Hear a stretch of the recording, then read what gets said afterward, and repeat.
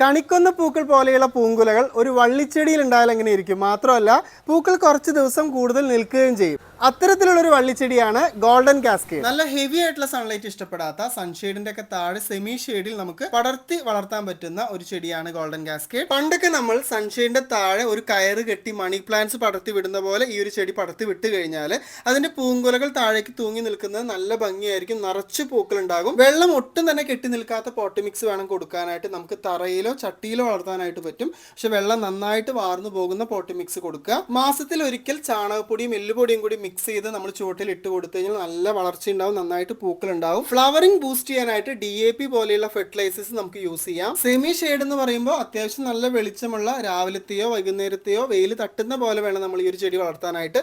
ഉച്ചയ്ക്കുള്ള ഹെവി ആയിട്ടുള്ള സൺലൈറ്റ് നമ്മൾ ഒഴിവാക്കിയാൽ മതി. അപ്പോൾ ഗോൾഡൻ കാസ്കേഡിന്റെ നല്ല കിഡലൻ പ്ലാന്റ്സ് ആണ് നമുക്ക് സ്റ്റോക്ക് എത്തിയിട്ടുള്ളത്. അപ്പോൾ പ്ലാന്റ്സ് വേണ്ടവർക്ക് നമ്മുടെ വെബ്സൈറ്റ് വഴി ഓൺലൈനായിട്ട് പർച്ചേസ് ചെയ്യാം. നിങ്ങൾക്ക് വേണ്ട പ്ലാൻസും ഫെർട്ടിലൈസേഴ്സും എല്ലാം തന്നെ വെബ്സൈറ്റിൽ അവൈലബിൾ ആണ്. അപ്പോൾ അടുത്തൊരു വീഡിയോയിൽ പുതിയ പ്ലാൻസും വിശേഷങ്ങളൊക്കെ ആയിട്ട് ഞാൻ വീണ്ടും വരാം. Till then take care.